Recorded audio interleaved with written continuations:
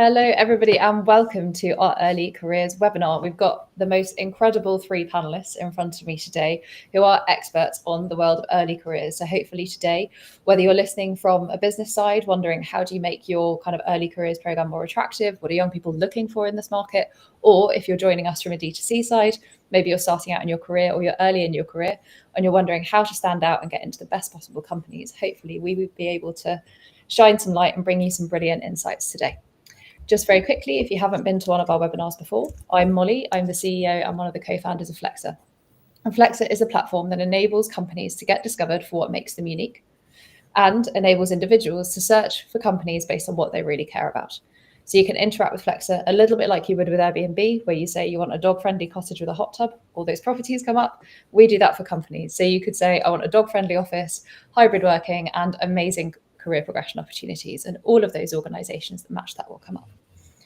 So without further ado, I've introduced myself, so I will get my panelists to introduce themselves and their roles and their companies as well. So Abby, would you like to go first? Yeah, thank you, Molly. So hi, I'm Abby. I work in the employer brand team at EY. If you're not aware, EY is a professional services firm. We work across insurance, tax, consulting, and EY Parthenon, which is like transactions. I came to EY around a year ago and work in the early careers team, and my role in that team is to attract the best talent to EY and show candidates why it's such a great place to start and grow your career. Wonderful. Thank you so much for spending time with us today. And Jack, would you like to go next? Yeah, thanks for having me, firstly. So yeah, I'm Jack. I work for Mondelēz International. And if you don't know Mondelēz by the name, then you'll definitely know us by the brands like Cadbury and Oreo and that sort of thing. And I look after the early careers team for the UK and Ireland. And I actually started my career journey as a degree apprenticeship with the company. So kind of 5 years later down the line, I've come back to lead the early careers team. So I feel like I can hopefully offer you a good insight as a candidate perspective, but also in terms of the recruiter hiring for our early careers in the UK, and what we look for from that kind of business side of things as well. Wonderful. Thank you so much. And Jake. Yeah. Hi, everyone. I'm really excited to be here today. Big thanks to Molly and the Flexa team for the invite. I'm very thrilled to be on the panel with Abby and Jack today. So my name is Jake Bustos. I lead early careers and employer brand for the Coca-Cola company in Europe. So a little fun fact about me is I worked across 3 different regions. So I'm originally from the Philippines, which is in Asia. I had a brief stint in the Middle East, and now I'm in Europe, specifically based here in London. So at Coca-Cola, you know us as the world leader in beverage. We're all about refreshing the world and making a difference. And a big part of that now is investing in passionate early talent who we believe can grow into future leaders. Thank you. Brilliant. Thank you so much for spending time with us today. So to kick off, a very interesting stat around kind of, I suppose, Gen Z talent is the number one thing that they're looking for is more meaningful work, which I think is fascinating because when you kind of hear about Gen Z and what they care about, it's all about work-life balance, not working too hard, flexibility, whereas actually that's totally not the case. They're just motivated by different things. So when we look at searches on Flexa, around 20% of our users are early careers, and they're searching far more around mission, vision, culture, and things that actually slightly older generations care less about. So there's definitely been a shift in terms of motivations for what makes people work hard. So starting off, I would love to understand how each of you in turn approach attracting and recruiting early careers talent differently to hiring more experienced professionals, whether that's from a recruitment perspective or from an employer brand perspective. And what are your changes in kind of strategy and process? Jack, I'd love to come to you first. Brilliant. So yeah, in terms of kind of attraction, I'd say the main difference between experience hire and early careers hire for us is really explaining who Mondelēz is and doing a bit of employer branding just to kind of get our name out there and really associate ourselves with the brands that we own, because people will know the brands, they'll be consumers of our products, but the name Mondelēz is not kind of widely known, and especially amongst that kind of younger portfolio of people. So more experienced hires who've potentially worked in the FMCG industry in previous years have probably heard of Mondelēz or have worked with us in some kind of capacity. So like I say, a lot of our kind of social media advertising and stuff like that, campaigns at the moment, is around really explaining Mondelēz and trying to link ourselves to our brands a little bit more. And then the other kind of main difference is with experienced hire, obviously you're looking for people who have done a similar job in the past or have experience and transferable skills. When it comes to looking at our early careers candidates, we're really focused on kind of raw talent that we identify against kind of 8 competencies that we've worked to develop with one of our assessment talent partners, and really trying to measure their potential. So can we see them as growing into the future leaders that are going to lead our organization from then on? So I'd say that our kind of recruitment process as a whole is a lot more robust at testing the candidates for their kind of abilities, characteristics, their aptitudes, and then when we get to kind of the assessment center stage, also matching that against our values. And hopefully we also as a company associate quite well with the Gen Z values and things that they're looking forward to. Brilliant. And Jake, I'd love to come to you next. So how does your role in early careers employer branding differ in terms of trying to attract that younger talent rather than maybe the more experienced talent? Yeah. So similar to Jack, when we recruit early talent, we focus on potential. And I guess it's good to clarify, what do we mean by potential? So for us, it's the ability to grow, adapt quickly, and thrive in more complex roles over time, even without much prior experience. So it's about future capability, not just current skills. So currently, we look for candidates who show learning agility, curiosity, and resilience, because we believe that these are key traits that signal long-term growth. So, for instance, when we hire experienced professionals, we typically evaluate them vis-a-vis their past performance, their track record. But with early talent, the focus shifts to how they think, how they collaborate, and how they respond to new challenges.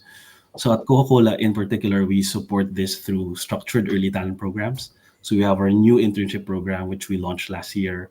We have our graduate program, rotations, and essentially these programs give early talent meaningful experiences and exposure to the different facets of our business. And it also allows us to spot individuals who fit our culture and at the same time show potential to grow and lead with us over time.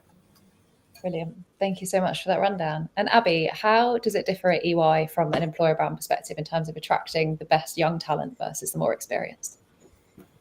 Yeah, so like Jack and Jake already said, and I couldn't put it better myself, it's very much transferable skills, how your values align and how you can work with others is really important, rather than, for example, past experience, because we don't expect you to have lots of experience. I think at EY as well, the areas we work in, like audit and tax, aren't areas that kind of younger generations tend to have much experience in at that stage, and it's quite hard to have experience in. So it's definitely hiring more for that kind of skills, aligned values, and also interest and curiosity.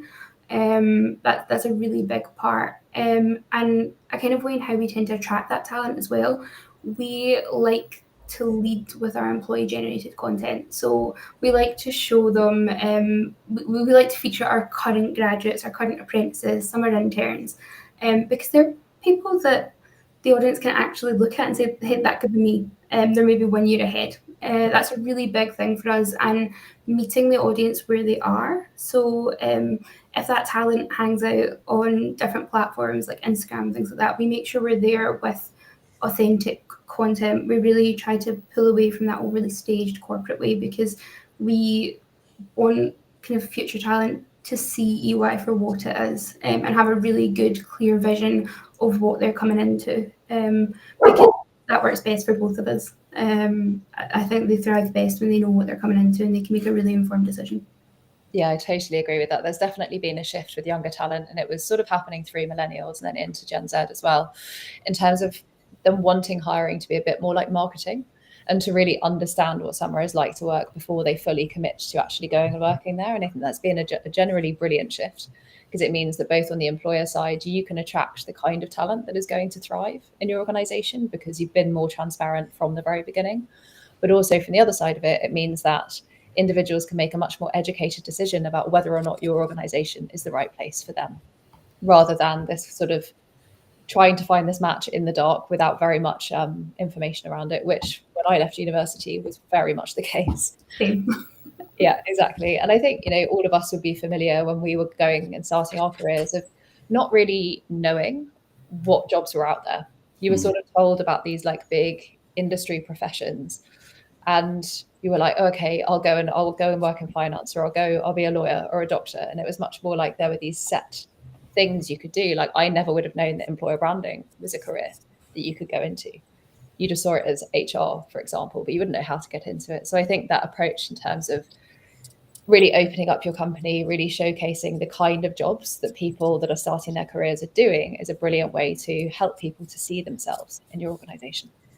100%. I think on that as well, something we're doing quite a bit at the moment, we have a lot of like recruitment events where you can come and meet the teams, and we're trying to build things into that show like the skills and the techniques you would use in, say, audit or tax, but in a way that like potential talent could understand, and put in scenarios that maybe are current in their current life, and kind of matching that back, which is quite nice. It gives a bit of an open door into some of these areas, like you said, that people just don't know about.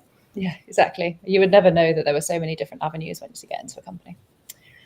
And so then I suppose to move this to our listeners that will be thinking about applying to grad schemes or early careers roles, beyond grades and qualifications, which are sort of probably the foundations of any application, what specific qualities or experience or ways are there to stand out in those application processes? And I guess what makes an early careers candidate memorable to you? Jake, I'd love to kick off with you.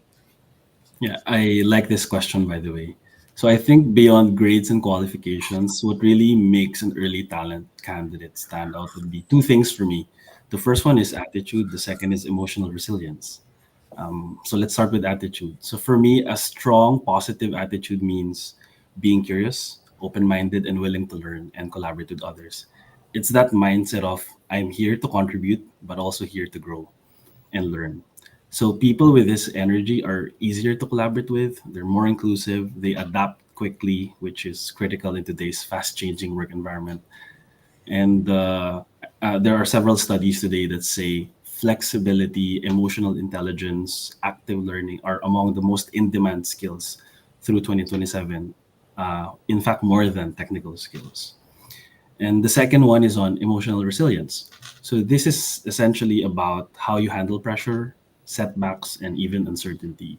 Because the early stages of your career won't always be smooth. There will be mistakes, sometimes tough feedback, and a lot of unknowns. So what matters is how you actually respond. And I'm always impressed by candidates who face such tough situations, challenges, but didn't give up. Those who show self-awareness, calm under pressure, and the ability to keep moving forward.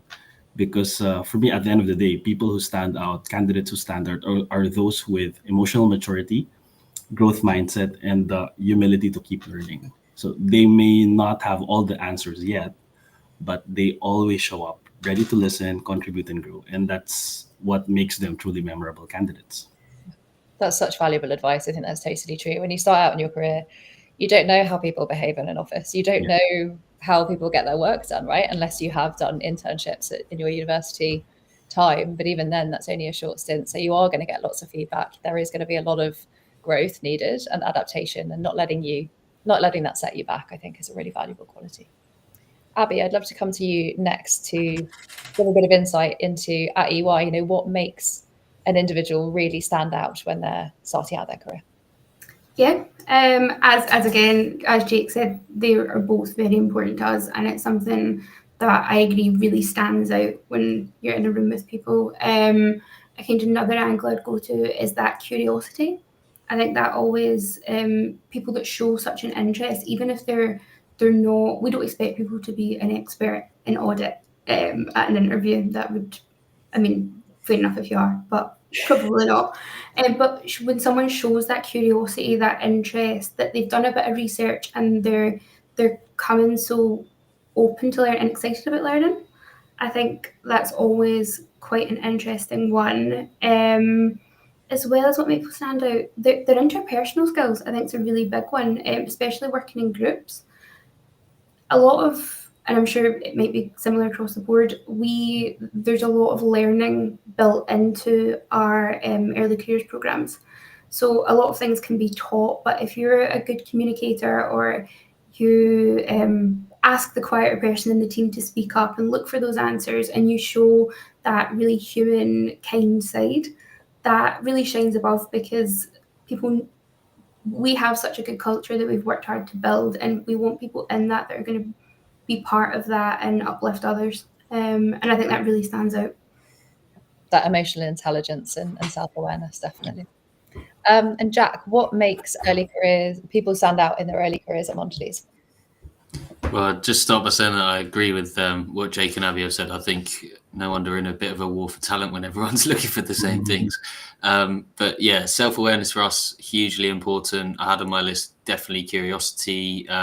I think you can see that when someone's just asking questions and they're keen to learn, and you can kind of feel that hunger for the next thing, and that hunger for like continuous development. One of the things, kind of linking to what Abby said on culture, I think at Mondelēz we pride ourselves on kind of the working culture that we have, the people that we work with, and in my experience, and I mean the experience of all the people I've talked to, the people are what make it at Mondelēz. So one of the first things we tell candidates at kind of our assessment centres is we're not looking for an early careers persona with specific characteristics, etc., etc. We want to get to know you through the process as well. So please turn up and kind of be authentically yourselves. Try and weave some of your own characteristics and quirks into kind of your answers in an interview and that sort of thing. And at the end of the day, we're hiring you as a person, not you as a salesman, for example. So I think that would, adding to everything else that everyone else has already said, would probably be my key thing. Just don't be afraid to be yourself in a day when diversity and inclusion is so important, and we want to accurately represent the consumers of the products that we sell. We want people to be themselves and really get to know kind of them as individuals. Yeah, I love that advice. I think that's a brilliant thing to kind of bring up, because I think very often when you're early in your career, you often have a bit less confidence. You feel like maybe you need to fit a certain mold of somebody super professional and super corporate, whereas actually age diversity is one of the many forms of diversity, and having all of those different views, different opinions, different thoughts, particularly in consumer-facing organizations, means you're going to have a stronger company with so many different trains of thought and backgrounds. So it should be embraced. I think I'd also add from a early careers perspective, in terms of standing out in the role, when you haven't got all of this experience and all of this knowledge behind you, I think there's nothing more impressive to build on that kind of hunger and drive point of, if you're given a task, you absolutely see it through to completion quickly, and it is given back to the person that asked you for it, and you manage that process. It's like you learn to kind of manage individual stakeholders and keep communicating. And I think that's something that's super valuable. And I've definitely noticed with people that come across as excellent early on, is any task, no matter how big or how small, it is treated like a little project, and at the end it is delivered. And I think that's such a wonderful skill to see, because it's time management, it's stakeholder management, but it's also the ability to do that job. And it's not a difficult thing to do. Everybody can do it. It's just diligence. I think also in the application process, I think it's hard to know how to stand out when you're applying to multiple different grad schemes or apprenticeship schemes. And I think one piece of advice is that the personalization and kind of tailoring of your application is so important, even though it might feel like you're applying to the big four and are they all the same? No, they're definitely not. Abby shaking her head fervently about the big four.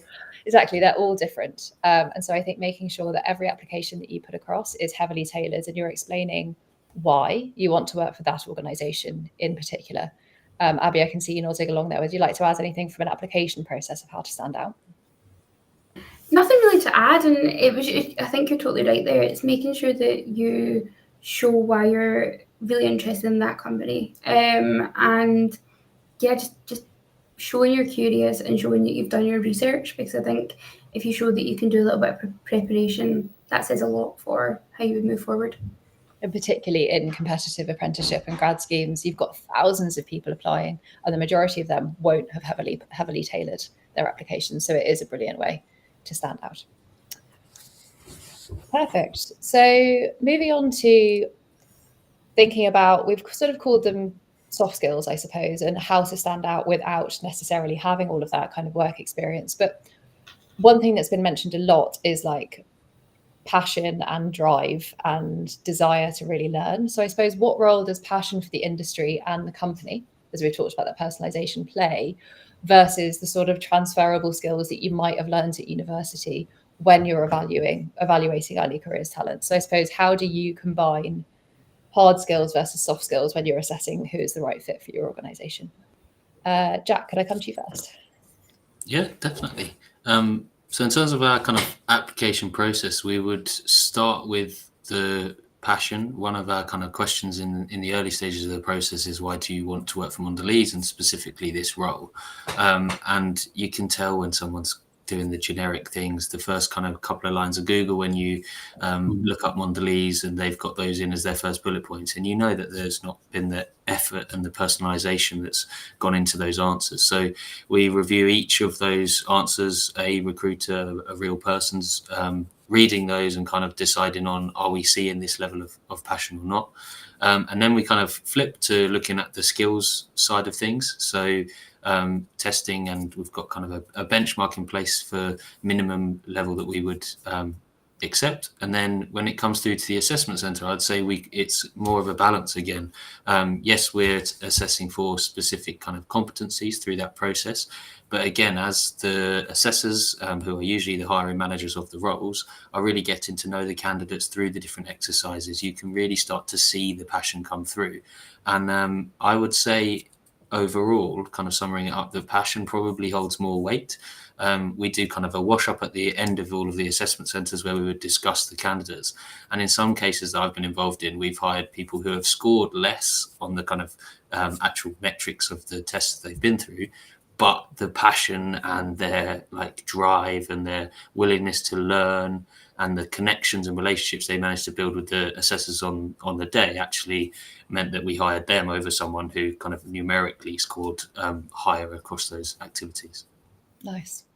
I love those stories where it doesn't have to all be about having done millions of internships or having the best grades in the world, but actually there's a lot more to it, and a lot more ways that you can stand out. Jake, how does it work at Coca-Cola in terms of that kind of two sides and assessing what the right fit is? Mm-hmm. Yeah, so for us, passion for the company is super important. Like, couldn't emphasize enough how critical it is for us, because it's a powerful driver of long-term commitment, engagement, and even an indicator of potential, especially in early careers. So I guess a good example here is when I was in Asia, I once worked with a superstar colleague who turned down multiple offers. So she was pretty transparent that there are so many companies keen to poach her. There were even offers including one major promotion with a much higher pay, but she turned all of them down. Why? Because she was just so happy at where she is. Essentially, it's because of her unwavering passion for the brand and for the industry. She was obsessed with sodas. To her, soda is life, quote unquote. And she didn't see herself doing anything else. So that kind of brand affinity doesn't come around often. And it's a strong sign of someone who will stay, grow, and contribute meaningfully, even during challenging times of the business, right? So, because for them, it's more than the pay, right? Or other things. It's mainly about having that deep sense of connection and passion for the brand they work for.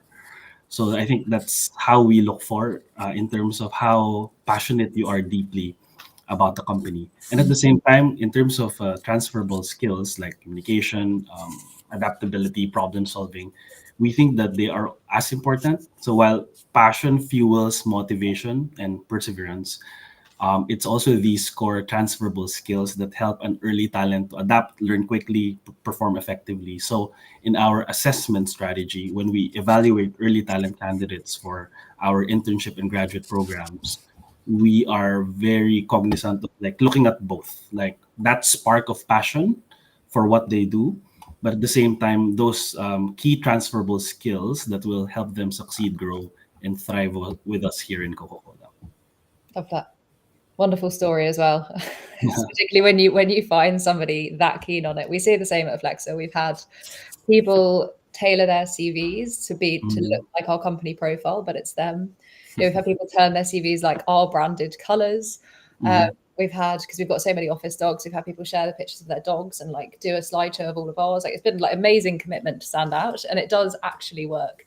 Yeah, they end up being your most passionate ambassadors as well. Yeah, exactly. And there is a long way that passion, enthusiasm, and loyalty will get you in your career as well. Abby, I'd love to understand from EY's perspective how you kind of assess that balance between the softer skills and then the sort of foundational qualifications.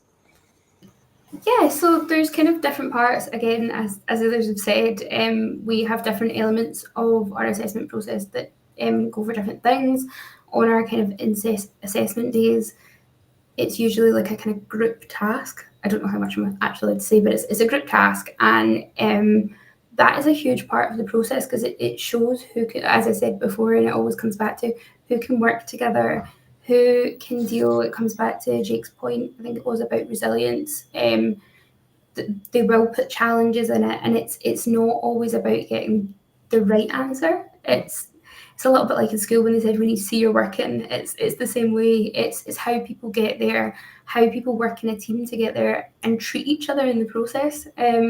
Because I'm sure everyone here, not every day in work is the easiest. It doesn't mean it's not enjoyable, but it can be challenging sometimes when you have to figure things out. So it's about seeing how people react in that environment and can work through things. Obviously, the transferable skills are there because there's certain ones you need to set you up for success, but the passion's important too. And again, in our industry, sometimes it's harder to find early careers talent that's really passionate about tax. It's not the most glamorous thing sometimes, but it's the passion and that curiosity for the industry and for the kind of career that they could have at EY, I think is a really big bit too, rather than just that subject matter. Yeah, I think that feedback on that kind of interpersonal skills in that session is really important. So I did the Deloitte Scholar Scheme, which is the internship scheme between school and university. And I still remember really clearly, we had one of those sessions in a big room. There were about 10 of us and we were given a task and we had to work through it all. And I remember there was this guy that was really impressive, but he was so dominant of the whole thing. And he was like, I definitely have the answer. I absolutely know it. And he wouldn't really let other people get a word in edgeways. And so I was like, oh, he'll definitely get the job, because that was my understanding of like what worked in consulting. He did not at all. And a lot of the others that were a lot quieter and trying to work through it with him and trying to sort of persuade him that maybe he didn't have the right answer were the ones that ended up with the role. So it shows that actually, I'm sure he thought that having the right answer was the right thing to do. Whereas actually it's about showing your workings, how you'll work in a team, because when you're 18, you don't know. You don't know what the answer is and you don't need to.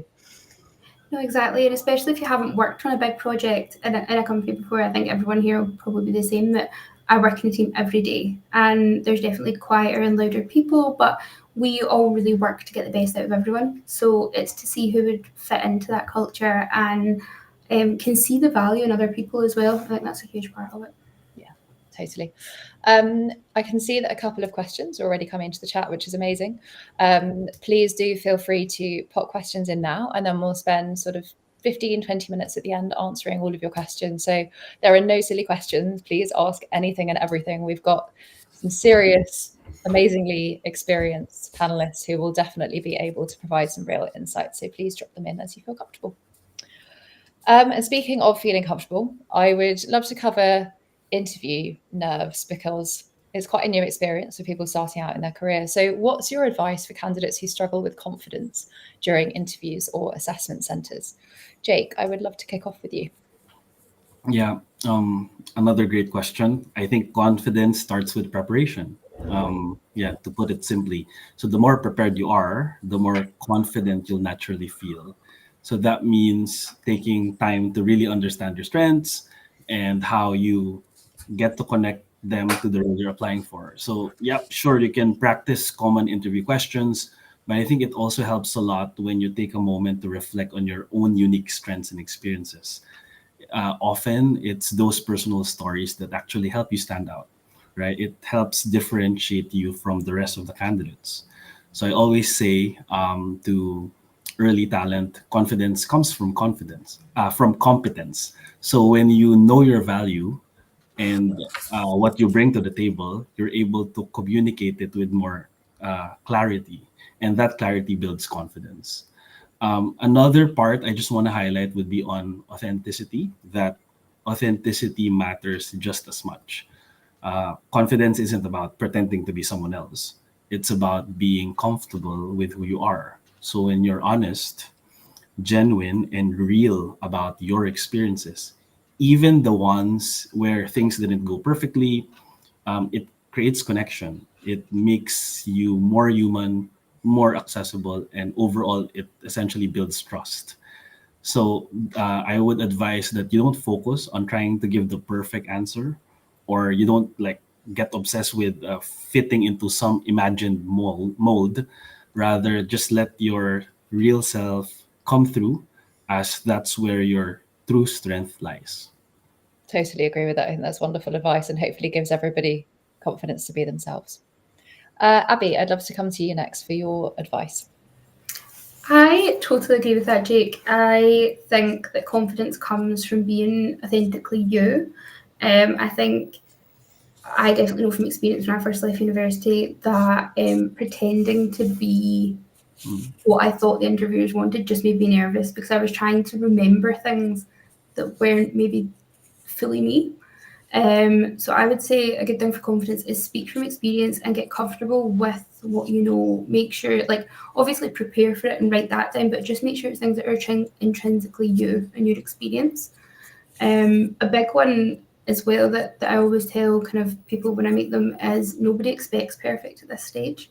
They are not hiring you 15 years into your career, and even then, nobody expects perfect. But the expectations aren't perfect. It's to get to know you. So kind of just go in there and show your thought process, show your human side, and show the kind of person you'll be to work with. The company wants you to succeed. I think that's something that people forget a lot, and they think that it's like a test. When it's not really. Like, the company actively wants to hire good talent, and they are having you in an interview because they think that you could be the talent. So yeah, I think remembering that you've made it this far, which is further than a lot of people in such a competitive environment, and just being yourself and showing your best sides, because that allows people to connect with you and make a decision on you. If you don't show yourself, people can't connect and therefore can't hire you. I completely agree with that. I think that's a really important mindset shift, is to think about the fact that the interviewer is trying to get the best out of you. It's not trying to trip you up. They're trying to understand what skills you have, whether you're going to be a right fit. And if it does feel like they're trying to trip you up, maybe it's not the best place to work. Fun. Yeah. Jack, what advice would you give to people who maybe feel a bit nervous or underconfident in an interview?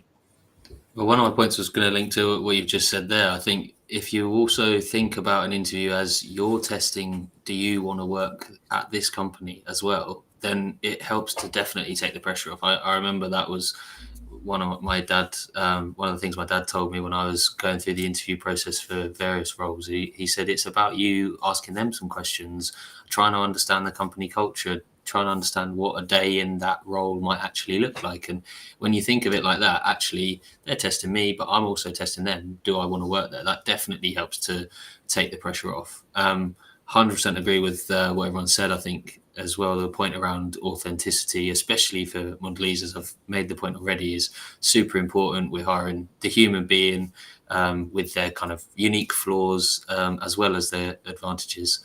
And I think just being honest and open, and there's also power in kind of admitting when you don't know something, or I know there's some kind of questions, tell me about a time when you've learned something, but if you can talk about and weave in learnings to any other kind of questions that you're asked as well. So this all went beautifully well, it was perfect. However, from this experience, I would do this differently next time, or if I was faced with a similar situation, I'd apply this in this way.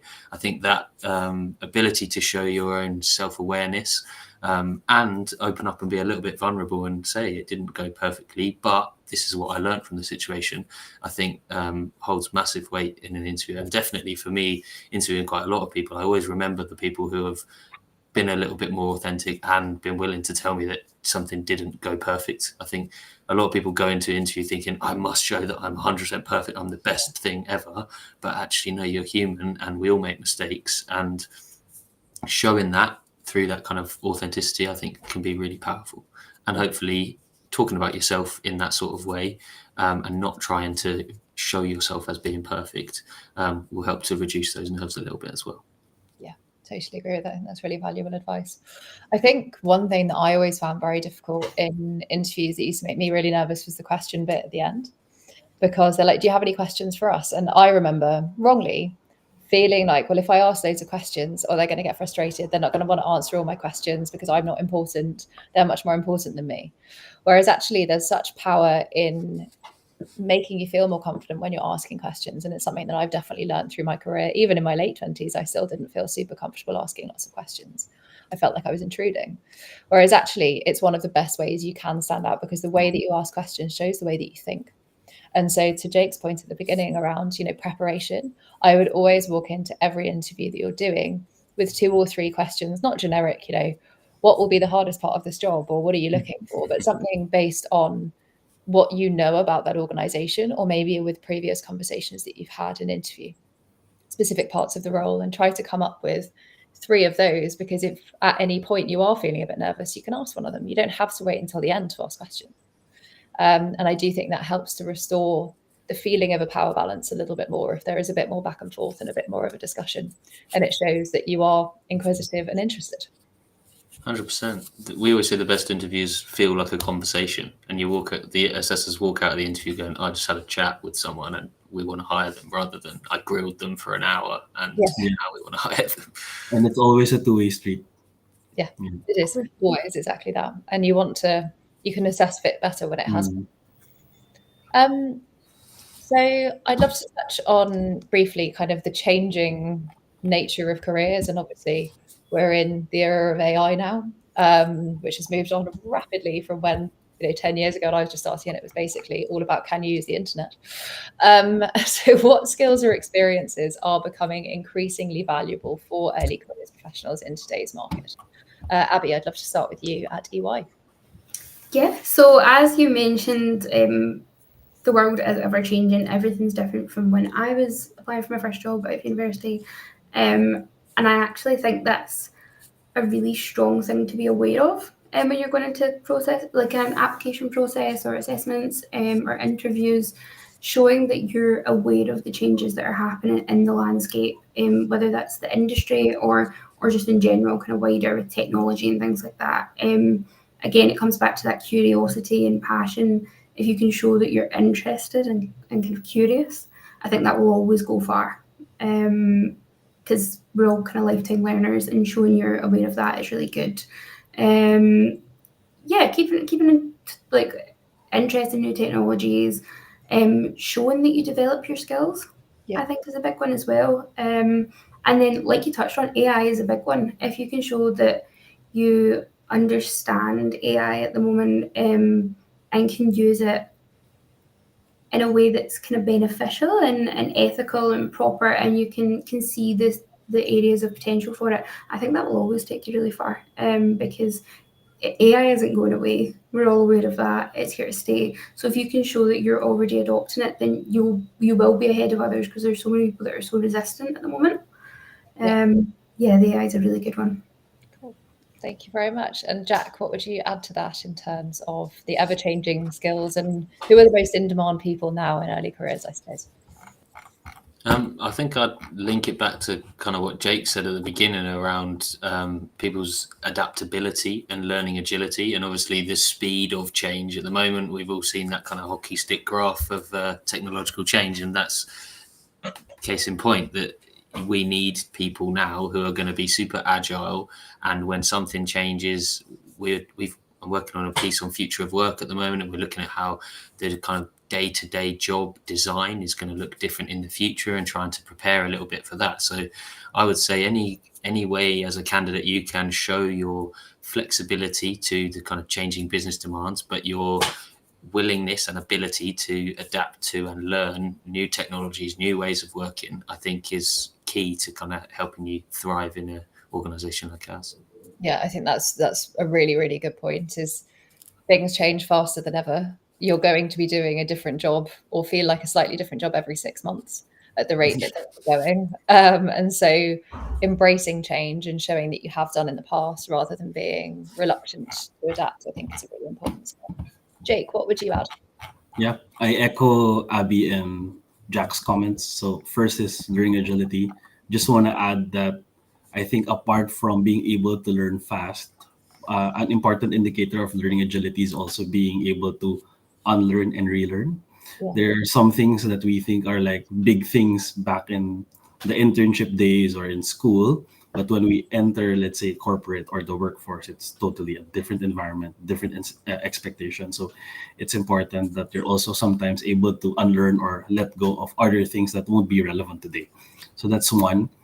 And it's really, really important. And the second one is digital literacy, as what Abby mentioned, uh, around AI fluency. So it's not enough that you know AI. Everyone is using AI, but who's using it smarter, right? So how do you really understand how to use data, automation, AI tools so that you can solve problems and drive smarter decisions in much faster as well. I think what I just wanted to add would be on emotional intelligence as the third essential thing. So as work becomes more global and hybrid, given the future of work being more flexible, I think EQ matters more than ever. So it's about being able to collaborate across cultures, being able to lead with empathy, and being able to really communicate clearly so that you can build strong relationships with others. So yeah, I think these are like three important traits that you may want to focus on building. Yeah, love that breakdown. I think that's super useful. It's both technical, but also the softer skills are very important as well. Mhm. Before we move on to questions, because I'm conscious that we've got quite a few that have come through, what's one piece of advice that you wish somebody had given you at the start of your career that you would like to share with our audience? Abby, I'll come to you first.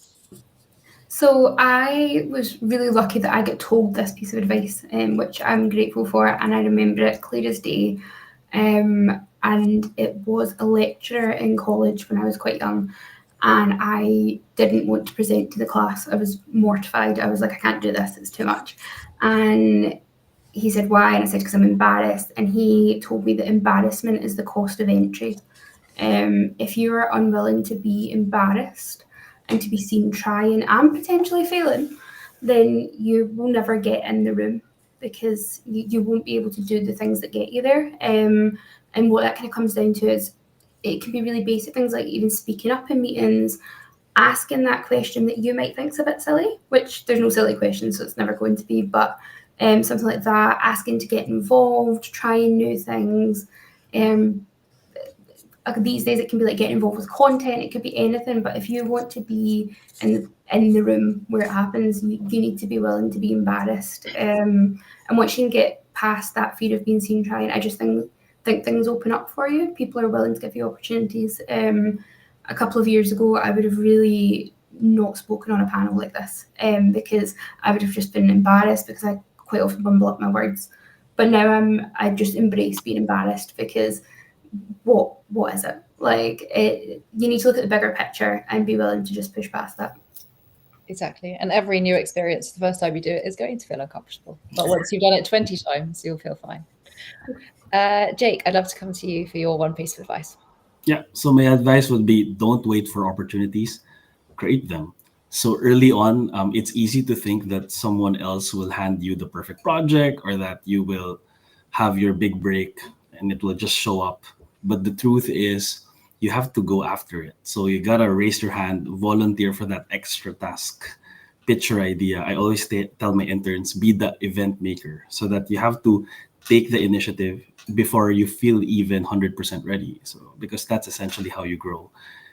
So remember, the path won't always be clear or perfect. So you will stumble, you'll make mistakes, sometimes big ones, but that's really all part of it. What matters is you own your journey and you stay in motion. Because at the end of the day, your career is really yours to shape. So you gotta be bold, you take ownership, and you just make things happen. Yeah. Completely agree with that. And Jack, what would your one piece of advice be? I think mine would link to curiosity, and we've mentioned that quite a lot. But I think one of the things I was told when I first started out was, if you don't know something, don't kind of panic and try and make up an answer, because that just looks way worse than if you're honest and you say, I don't know that. But then there's a real power in saying, I don't know that, but I'm going to go away and I'll come back to you with an answer. And that served me really well. And I think especially when you're dealing with kind of senior stakeholders, from my experience being in HR, you're often very junior in comparison to the stakeholders that you're supporting.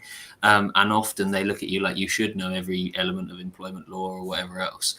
But from my experience, saying, yep, I don't know that bit, but I will go away and come back to them with an in-detailed answer and a proper follow-up has served me really, really well. And I think it also leaves people with that positive kind of memory of that interaction with you as well. Brilliant. 3 pieces of incredibly valuable advice. And I think I'll add one that will probably be a little bit less popular, I think. But I think early in your career, hard work, working really hard, is your best way to stand out, because you don't have the foundations of, oh, I'm really good at this one thing. You don't have to be the smartest in the room. You don't have to have all the answers, to Jack's point. But if you are the one that is seen working really hard, opportunities will come your way. And as Jake said, you have to carve your own pathway. You have to find those opportunities. And starting out your career is tough. But if you want to be the one that gets ahead, gets the opportunities and progresses fast, they're not going to be dropped in your lap. You have to work really bloody hard. So that concludes our kind of discussion.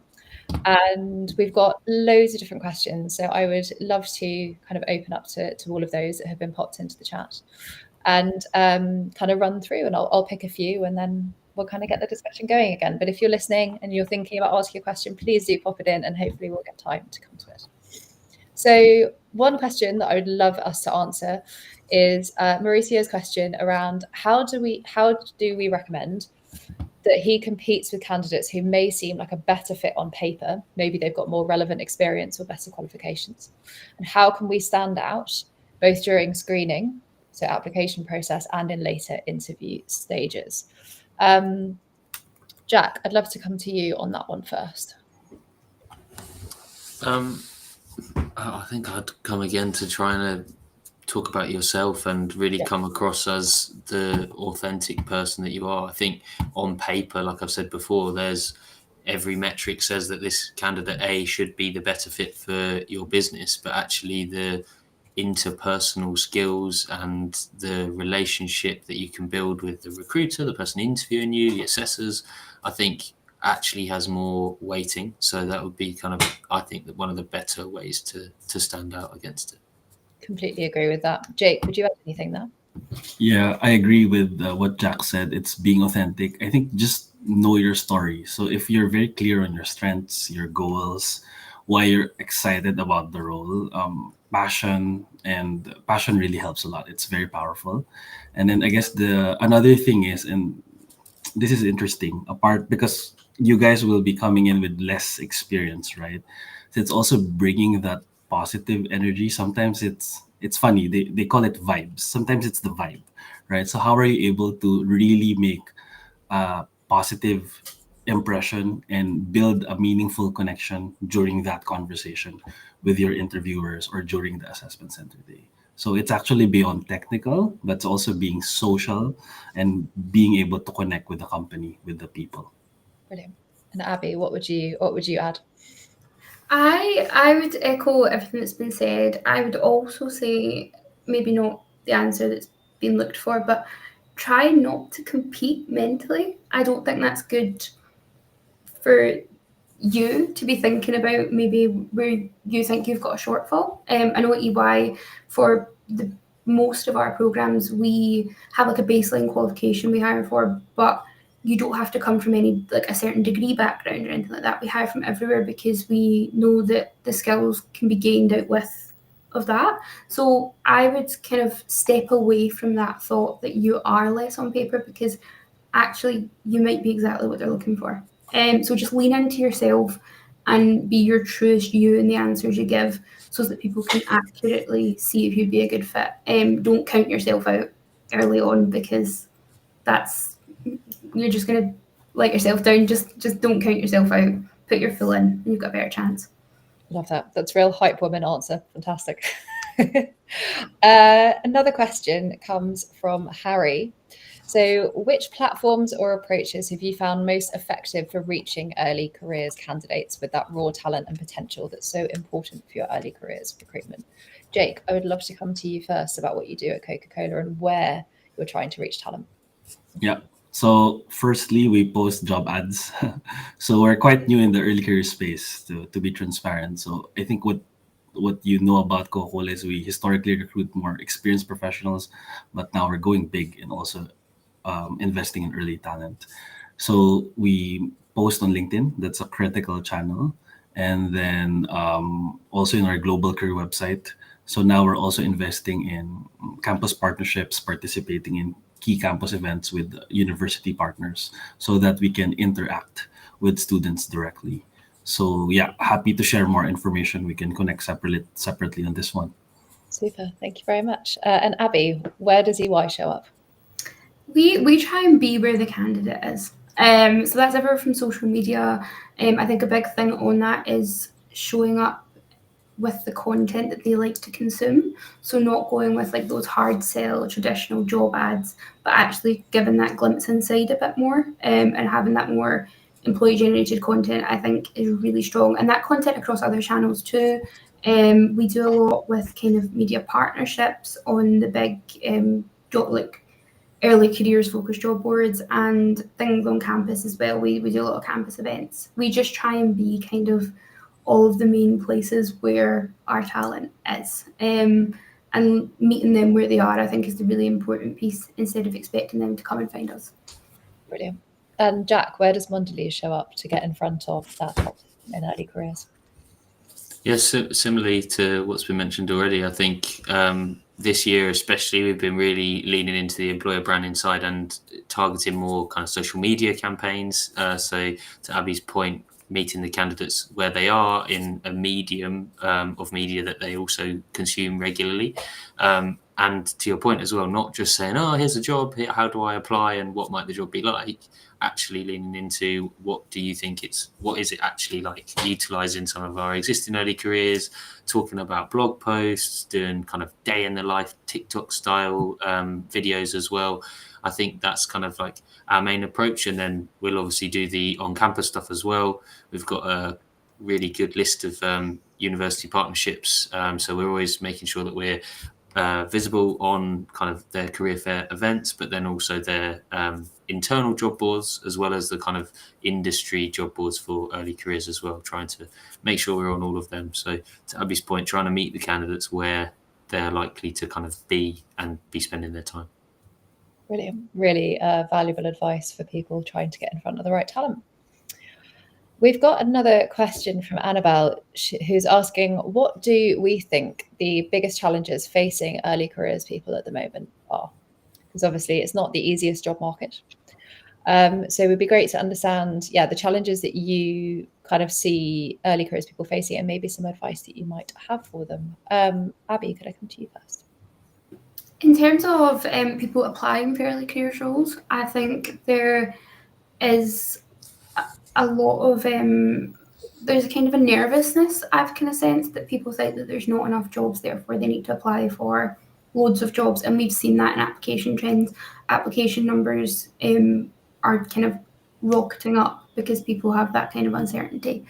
But that can lead to people using things like AI, which is a positive tool for the most part, but to apply to jobs that they're maybe not fully interested in or fully committed to.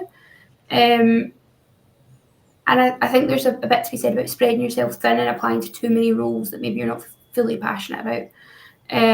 I think the way around that, and what I would always encourage, is do your research and apply to jobs in companies that you're really passionate about and you really see yourself working for, and put your kind of all into that, and really give the best version of yourself and show as much of yourself as you can, rather than spreading and applying to, say, like 18 roles you're not as given in, because you only show your best self when you are passionate and you're interested and you have the time to prepare and be fully kind of present.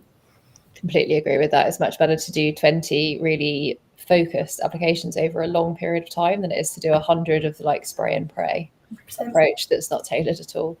Jack, what would you kind of add in terms of the challenges that people are facing and maybe what they can do about it? Yeah, I'll take it from like a different side rather than like the recruitment side, more from what we've seen when candidates have kind of been starting out in their career with us. And I think it kind of links to COVID and some of the experiences that they will have had then. And resilience, I think, to Jake's point earlier, is really important. And we've seen quite a lot of kind of less resilience. And we're trying to train some kind of soft skills as well. I think we have quite a lot of apprentices that join the business as well. So coming in at 18 and that transition to a corporate working world and very much needing to be autonomous. I think less so with grads because they've had to study and be in charge of their own calendars and working out what gets done when. But especially with that kind of younger intern maybe, but definitely apprentice population, it's really kind of having that self-discipline, taking on the kind of autonomy, and it is a big responsibility that we give to our grads and apprentices and interns, proper jobs with proper responsibility. So just having that kind of like ability to really be strict on yourself, plan your days out. I think that would be a really good thing to practice before you kind of get into your career's structure. I think, yeah, with the COVID and the lack of potentially socialization as well, just making friends, learning how to talk to people, to build relationships, all of that stuff, I don't think we put enough emphasis on as being really important. And a couple of the people that or the trends that we've seen kind of with people joining are kind of lacking in those skills. So if you can develop some of them before you start your career, I think that would stand you in really good stead to kind of hit the ground running. Awesome. Yeah. Really valuable advice. I like the angle you took that from as well. Jake, how would you like to approach that question? You can talk about it from a attraction perspective, perspective. No, amazing comments from Jack and Abby. So yeah, mine very quickly, I think it's career readiness and career confidence. So we notice the trend that a lot of students these days mass apply. So they apply in pretty much all opportunities. Before, like 5-10 years ago, they already have a preferred industry, employer, and even role in mind, but they let it go because now they're thinking I should be maybe more a generalist because the talent market is so competitive out there. Like it's so different to stand out. So that's one. And the second one is, I think there's also a question if our students are career ready, quote unquote. So are we actually providing them the relevant experiences that will equip them with the relevant future skills that will help them succeed and thrive in the workforce in the near future? So those are like big questions and challenges that we are all facing. So what are we doing as institutions, be it in the private sector, the academe, the or other organizations, helping make sure that we are actually equipping early talent to be prepared for the future. So yeah, those things. Awesome. I think I'd also add, we're bombarded by media, and I think it can be very easy to believe some of the headlines that you read, like AI means there are no grad jobs anymore. Like, God, I'm sure we all saw those headlines last week. They're normally constructed with a grain of truth, where maybe there's been a reallocation because within a technical field there are slightly fewer grad roles because they're reallocating it somewhere else.